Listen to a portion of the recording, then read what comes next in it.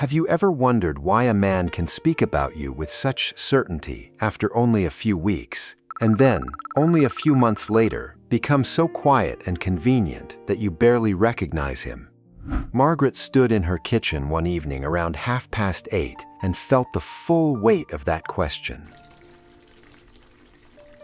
The water had just stopped running.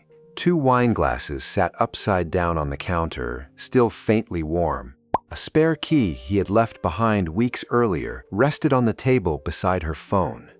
On the screen was an old message she had never deleted.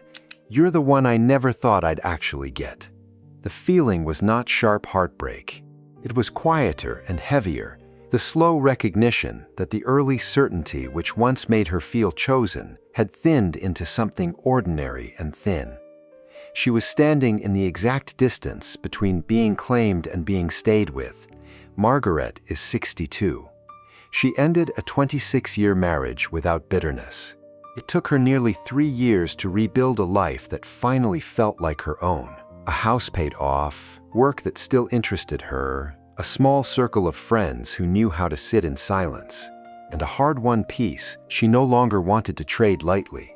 She had learned, carefully, how to be alone without feeling lonely every hour of the day. When she met Richard, 65, she was not looking. He had been divorced for 2 years. He seemed steady, spoke little but clearly. Within a few weeks, he began making definite statements. "I don't want to waste time at this age," he said. "I know what I want." He wanted to see her more often. He wanted to meet her adult children. He spoke about a trip they might take together in a few months. There was no hesitation in his voice. It landed as clarity. And after years of being the reliable one, the caretaker, the one who kept everything going, that clarity felt like both relief and recognition. Margaret began to open the door further. She let herself hope, carefully, that this time the early intensity might actually mean something lasting. 6 months later, the temperature changed. There was no explosion, no dramatic betrayal. He simply became less initiating.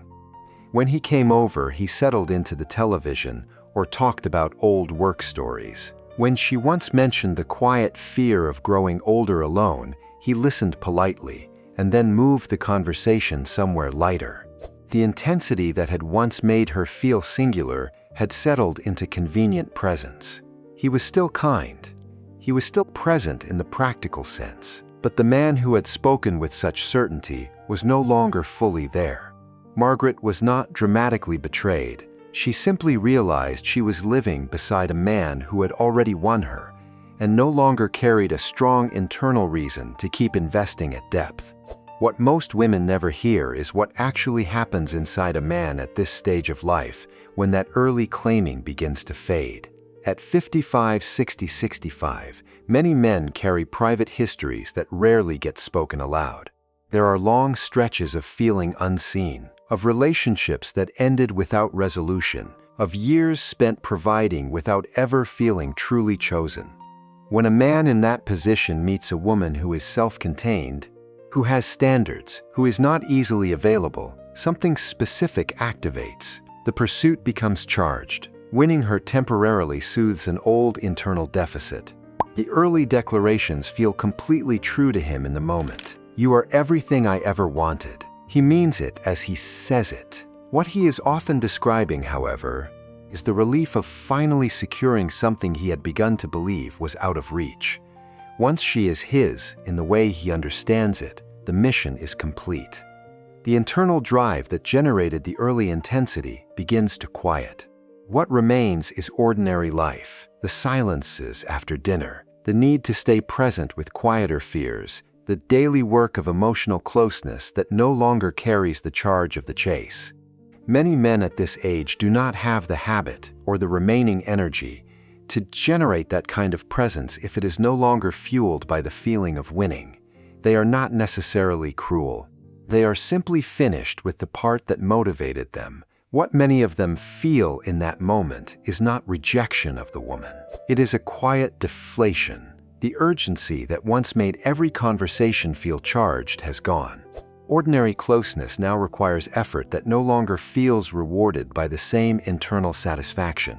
Some men experience this as mild restlessness. Others simply grow quieter, as if the emotional volume has been turned down without anyone touching the dial. They rarely name it, even to themselves. The collapse is quiet. He becomes less. He becomes slower. Sometimes he grows mildly critical of small things in her as a way to justify a withdrawal he does not fully understand himself. The reduction itself becomes the message. This is the beginning of the difference between a man who claims you quickly and a man who can actually stay. There is another engine, quieter and rarer, that can also produce early certainty in a man after 55. This man may speak with the same clear voice. He may say he does not want to waste time. He may want to meet her children and plan a trip. From the outside, the early claiming can look almost identical. The difference lives entirely inside him. His clarity does not come from the need to complete a personal mission. It comes from having looked, without sentimentality, at the remaining years of his life and recognizing that he wants to share them with one particular person.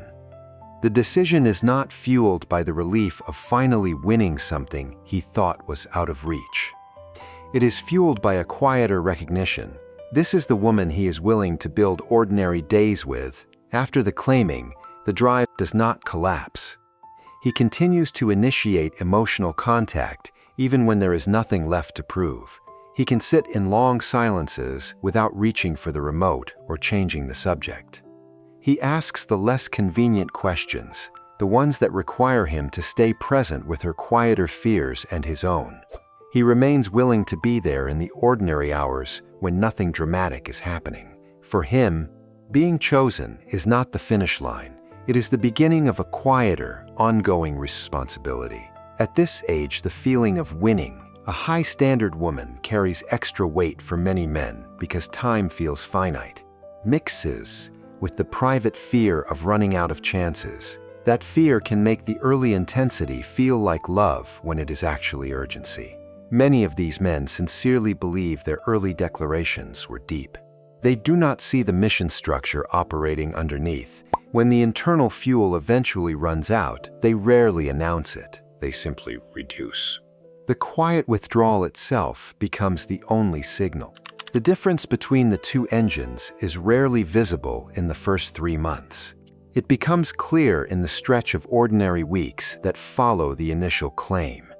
The weeks when the novelty has settled, when the silences lengthen, when the work of staying present is no longer powered by the charge of the chase. One man grows quieter because the mission is finished. The other remains present because the reason he chose her was never the chase itself.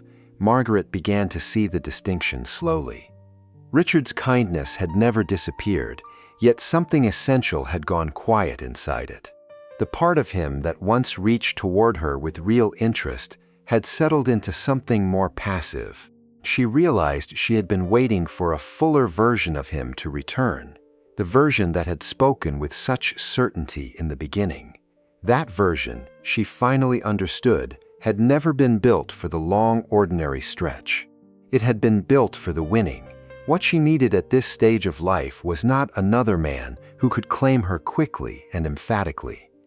She needed a man whose motivation did not expire once the pursuit ended.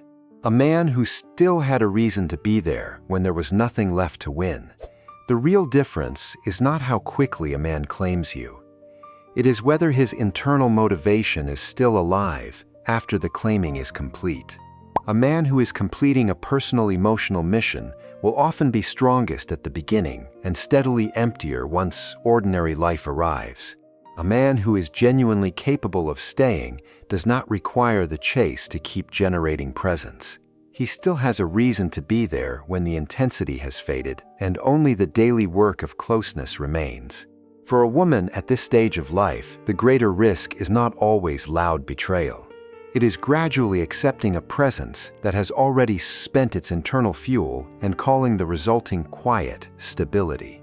That quiet can feel safe for a while. It can even feel like relief after years of carrying too much. But over time, it leaves a different kind of loneliness, the loneliness of living beside someone who is no longer reaching.